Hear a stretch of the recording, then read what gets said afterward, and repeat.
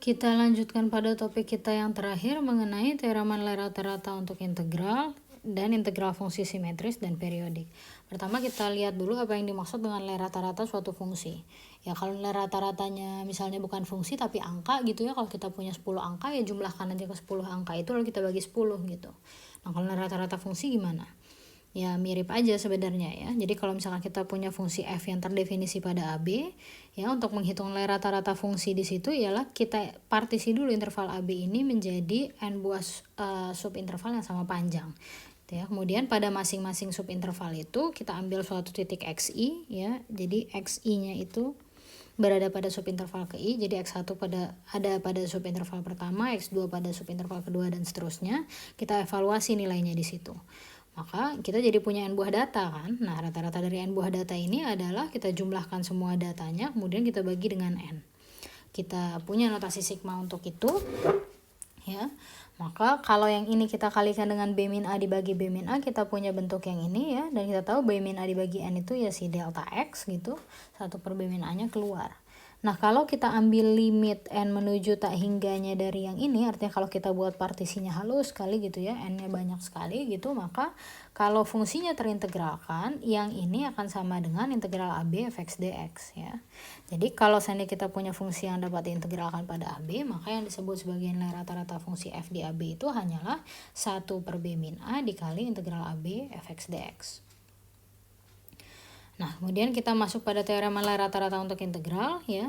Dia mengatakan bahwa kalau fungsinya itu kontinu pada interval tutup AB, maka setidaknya akan ada satu titik C di mana fungsi itu kalau dievaluasi di C ya, nilainya akan sama dengan nilai rata-rata fungsi tersebut ya, nilai rata-rata integralnya. Nah, untuk memberikan arti geometrisnya kita tinjau bentuk lainnya ya. Kalau kita kalikan B min A di kedua ruas ya, maka kita akan punya FC dikali B min A gitu. Ini akan sama dengan integral AB fx dx ya. Perhatikan bahwa integral AB fx dx ini mengatakan apa? Ini luas daerah di bawah kurva F gitu untuk interval dari A sampai B. Yang ini merupakan luas persegi panjang dengan alasnya itu interval AB ya, dengan panjang B min A, tingginya itu FC. Ya, jadi teorema nilai rata-rata untuk integral itu mengatakan bahwa kalau kita punya suatu fungsi yang kontinu pada interval tutup AB gitu, maka akan ada suatu titik C sedemikian sehingga luas daerah di bawah kurva yang ini itu akan sama dengan ya, akan ada satu titik C di AB gitu akan sama dengan luas kotak ya, luas persegi panjang yang ini, yang alasnya itu dari B as AB gitu, interval AB ini ya, tingginya itu si FC ini. Teorema nilai rata-rata ini seringkali disebut sebagai teorema gula ya. Kenapa? Ya bayangkanlah ibu pergi ke pasar gitu beli gula, kemudian sama ibu ditaruh gulanya itu ke dalam suatu wadah. Wadahnya ini wadah yang kotak ini ya, yang alasnya itu AB, tingginya ya inilah gitu ya. Nah, gulanya dituang ke dalam wadah, kan membentuk suatu gundukan gitu kan. Kemudian sama ibu wadahnya tuh ditepuk-tepuk ya atau digoyang-goyang. Nah, maka nanti gulanya ini akan rata kan gitu, akan rata, akan membentuk ya udah bukan gundukan lagi tapi ya kotak begini gitu ya. Jadi luas gulanya makan nggak berubah gitu ya, kecuali ada yang tumpah. Ini nggak ada yang tumpah ceritanya habis digoyangnya. Jadi luas daerah di bawah kurva ini ya, jumlahan si gulanya ini, banyaknya gula itu ya akan sama aja gitu ketika masih gundukan dan ketika sudah rata gitu. Nah, hubungannya dengan teorema nilai rata-rata untuk turunan gimana? Ya sebenarnya bukti teorema ini ialah menggunakan teorema nilai rata-rata untuk turunan ya pada fungsi ini, integral A sampai X ft dt ya. Dilihat aja buktinya nggak sulit gitu, bisa dibaca di buku. Hanya saja bedanya kalau teorema nilai rata-rata untuk turunan itu dia mengatakan bahwa apa? Untuk turunan misalkan saya pakai G aja ya gitu ya. Dia mengatakan akan ada suatu titik C sedemikian sehingga kemiringan garis singgung titik C itu akan sama dengan kemiringan segmen garis yang menghubungkan titik A dan titik B. Gitu ya. Sedangkan kalau yang ini akan ada suatu titik di mana luas daerah di bawah kurva itu akan sama dengan ya luas persegi panjang alasnya B min A, tingginya FC. Untuk penggunaannya gimana? Atau kita lihat contohnya gitu ya. Kalau diminta tentukan nilai rata-rata integral dari fungsi f pada selang ini gitu ya, kita artinya hanya diminta ya 1 dibagi B min A, diminta menghitung ini ya 1 dibagi B min A integral AB fx dx. Hitung saja seperti biasa.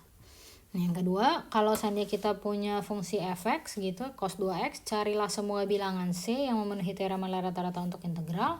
Artinya kita diminta untuk mencari suatu titik C di mana dia memenuhi teorema rata-rata untuk integralnya gitu ya. FC sama dengan 1 per B min A integral AB fx dx ya.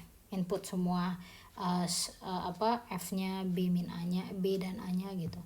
Hitung seperti biasa, maka kita peroleh kita ingin mencari titik C ya, sehingga cos 2C itu sama dengan 0. Kapan dia dipenuhi ya? Ketika 2C-nya itu sama dengan pi per 2. Sebenarnya 3 pi per 2, 5 pi per 2, min pi per 2 juga boleh gitu ya. Tapi yang diminta kan hanya yang di 0 sampai pi. Jadi kita pilih yang 2C-nya sama dengan pi per 2 atau C-nya sama dengan pi per 4. Nah, sekarang kita ingin melihat integral dari fungsi yang simetris ya. Jadi kalau seandainya kita punya fungsinya fx itu fungsi genap atau fungsi ganjil, kita ingin lihat bagaimana hasil integralnya dari minus a sampai a fx dx gitu. Ingat kembali, fungsi ganjil itu memiliki sifat ya, fungsi yang memiliki sifat f min x-nya sama dengan minus fx. Ya, artinya di sini ketika minus x, y ada di kurva, x, min y juga di kurva. Ya, artinya apa? Artinya kalau dari sini kita lihat dia simetris terhadap titik asalnya gitu ya. Nah, yang kalau fungsi genap kita punya sifat minus f min x sama dengan fx, artinya kalau minus x, y ada di kurva gitu, x, y ada di kurva ya, dia simetris terhadap sumbu y ya. Ini mengulang sedikit yang di bab 0 gitu. Nah, kita ingin menghitung integral minus a sampai a fx dx ya. Kita ingin menghitung jumlahan dari ini. Ya, kalau ilustrasinya dikasih salah satunya bentuk fungsi yang ganjil begini, yang genap begini. Untuk yang ganjil kita perhatikan bahwa ketika kita ingin menghitung integral minus a sampai a, luas yang ini nih, luas yang tebal dan positif ini sebenarnya akan sama dengan luas yang ini ya, tapi hanya saja tandanya di sini minus ya. Jadi luas yang ini dan luas yang ini ya, ini akan saling menghilangkan hasil integralnya. Yang ini dan yang ini juga akan saling menghilangkan hasil integralnya. Jadi yang ini sebenarnya kita tahu untuk fungsi ganjil nilainya itu akan sama dengan 0 gitu ya. Kalau dari gambar kita lihat. Sedangkan untuk fungsi genap gimana? Ya, luas yang ini akan sama dengan luas yang ini. Artinya luas kedua daerah di bawah kurva ini cukup dengan kita hitung dengan luas yang salah satunya saja gitu ya. Jadi ini saya sebut dari 0 sampai a fx dx gitu, tapi kita kalikan 2. Kita lihat buktinya sama-sama gitu ya. Kita ingin hitung integral minus a sampai a fx dx. Ini kita pecah dulu ya, dari minus a sampai 0 dilanjut dengan 0 sampai a. Kita lihat untuk yang biru ini ya. Kita lihat untuk yang biru ini kita gunakan substitusi ya. Kita substitusi U-nya sama dengan min X, DU-nya sama dengan minus DX ya. Batasnya juga otomatis berubah. Yang tadinya minus A ya, di sini dari minus A sampai 0, yang minus A itu kita input ke sini jadinya U-nya mulai dari A, yang 0 sampai 0 gitu. Artinya kita punya bentuk yang ini. Ya, ini harusnya dikalikan dengan minus DU. Minusnya kita keluar, aplikasikan pada batas integrasi. Batas integrasinya berubah karena fungsinya ganjil, F min U sama dengan minus FU. Ya, jadi integral minus A sampai 0 fx dx ya, yang ini itu akan sama dengan integral minus dari integral 0 sampai A FU DU. Ya, sebenarnya ini kalau saya mau sebutnya T, di sini T juga boleh gitu ya. Kalau saya mau sebutnya di sini S, variabelnya S juga boleh. Kalau X dengan X juga boleh gitu ya. Artinya sebenarnya bentuk yang biru dan yang hitam ini akan saling menghilangkan. Jadi kita punya 0. Untuk yang genap bagaimana? Ya sama ya, integralnya kita pecah dari minus A sampai 0, lanjut dengan 0 sampai A. Itu. Nah, kemudian kita punya dengan pemisalan kita yang tadi, substitusi kita yang tadi ya, ini gini gitu. Lihat bahwa minusnya keluar, batas integrasi berubah, F minus U karena fungsinya genap kita punya sama dengan FU. Jadi kita punya ya seperti tadi ya, bentuk yang ini dan yang ini sama gitu, jadi 2 kalinya. Untuk contoh, misalkan kita diminta untuk menentukan nilai dari ini ya. Kita lihat batasnya di sini udah kembar tanda kutip gitu ya. Artinya kita bisa gunakan fungsi ganjil genapnya di situ. Nah, kita misalkan aja si fx-nya itu sama dengan x sin pangkat 4 gitu ya. Kita pisah satu-satu, ingin kita cek dulu ganjil genapnya. Bagaimana ya? Caranya bagaimana ya? Caranya ialah kita input minus x ke masing-masing fungsinya, lalu kita lihat ujungnya. Akan sama dengan minusnya kah? Minus fx kah? Apakah akan sama dengan fx kah? Apa tidak sama dengan minus f atau f sendiri gitu ya. Nah, kemudian kalau f di fungsi f ini kita input minus x gitu, ternyata hasilnya akan sama dengan minus fx. Jadi f-nya fungsi ganjil. Begitu juga untuk g dan h, cara ceknya sama. Ya, jadi integral yang ini kita bisa gunakan sifat keliniaran integral, dan untuk yang ganjil nilainya 0. Untuk yang genap nilainya 2 kalinya. Nah, perhitungan kita lebih mudah kan, jadi hanya menghitung yang ini aja. Nah, lalu lakukan perhitungan seperti biasa. Itu untuk fungsi ganjil dan genap. Sekarang untuk fungsi yang periodik. Ingat kembali, fungsi yang periodik itu fungsi apa? Fungsi yang memenuhi ini fx plus p. Jadi ada suatu bilangan positif terkecil sedemikian sehingga fx plus p nya itu akan sama dengan fx, atau fx min p juga akan sama dengan fx gitu, atau fx plus 2p juga sama dengan fx ya. Secara umum fx ditambah n dikali p gitu akan sama dengan fx ya, dimana n nya itu sebenarnya anggota bilangan bulat. Ya, kita punya yang pertama ini integral a plus p sampai b plus p fx dx itu akan sama dengan integral ab fx dx. Ya, untuk buktinya ya kita ingin misalkan di si a plus p ini jadi a gitu. Jadi kita gunakan pemisalan u-nya sama dengan x min p, du-nya dx. Maka kalau begitu batasnya juga berubah ya. Yang tadinya a plus p jadi a, b plus p jadi b, tapi si x-nya di sini jadi apa? X itu akan sama dengan u plus p. Ya, jadi tapi karena kita punya fungsinya periodik, fu plus p itu akan sama dengan fu gitu ya, atau fx ya, sama aja gitu. Ya, jadi kita punya, dan secara umum kita punya itu ya yang sifat yang lebih umumnya plus nb. Nah, sekarang kalau integral a sampai a plus p fx dx, yang ini yang sifat kedua ya, jadi ditambah periodenya itu di salah satu batasnya ya, di atas di sini ya. Sedangkan yang ini angka biasa aja. Kita ingin lihat buktinya.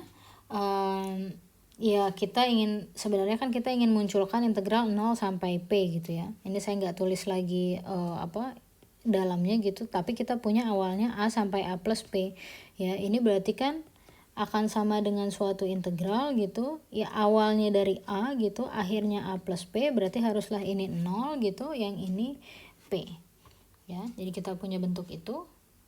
Nah, kemudian kita gunakan sifat yang ini ya, kita gunakan sifat yang ini, jumlahkan p di batasnya gitu, maka kita bisa lihat bahwa suku yang pertama dan suku yang ketiga ini sebenarnya sama, bedanya hanya batasnya terbalik. Kita tahu kalau batasnya terbalik itu ya hanya beda minus ya, artinya ini dan ini akan saling menghilangkan. Ya, kita punya integral 0 sampai p fx dx. Nah, penggunaannya bagaimana? Kita lihat di contoh ini ya. Jadi kalau untuk menggunakan yang itu kita harus tentukan dulu fungsinya kita apa, periodenya apa. Ya. Nah, fungsinya kita di sini ialah integrannya yang ada di dalam integralnya itu mutlak sin x ya, periodenya pi gitu ya. Kalau tanpa sifat periode akan sulit menghitung ini ya, ada bentuk mutlak dalamnya sin gitu ya, gimana gitu. Ya bisa sih dibuka ya, tapi akan lebih mudah dengan yang ini ya, bukanya belakangan.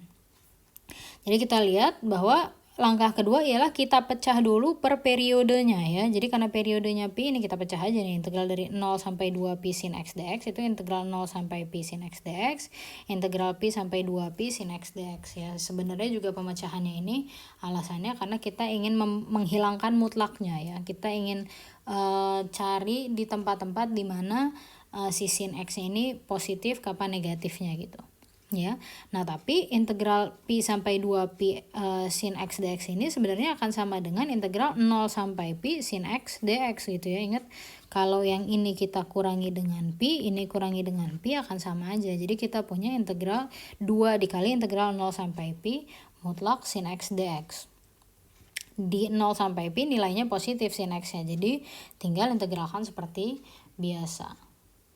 Nah, kalau yang kedua, misalkan kita dimintanya menentukan integral 0 sampai 100 pi sin x dx ya. Berarti apa? Fungsinya masih sama ya, masih yang ini ya. Periodenya itu masih pi gitu. Nah, berarti kita pecah-pecah dulu ya per periodenya 0 sampai pi, pi 2 pi gitu ya. Kita punya ini ya. Dan ya ini sama-sama ini dikurangi pi dikurangi 3 dikurangi 2 pi kurangi 2 pi, yang ini dikurangi berapa? Dikurangi 99 pi, ini dikurangi 99 pi. Ya hasilnya kita punya penjumlahan 100 buah penjumlahan integral dari 0 sampai pi sin x dx. Dari situ ya integralkanlah seperti biasa. Oke, sebagai latihan bisa dicoba soal-soal berikut. Nah, ini adalah daftar pustaka yang digunakan untuk membuat slide ini, dan template-nya diambil dari Slides Go. Saya rasa cukup sekian.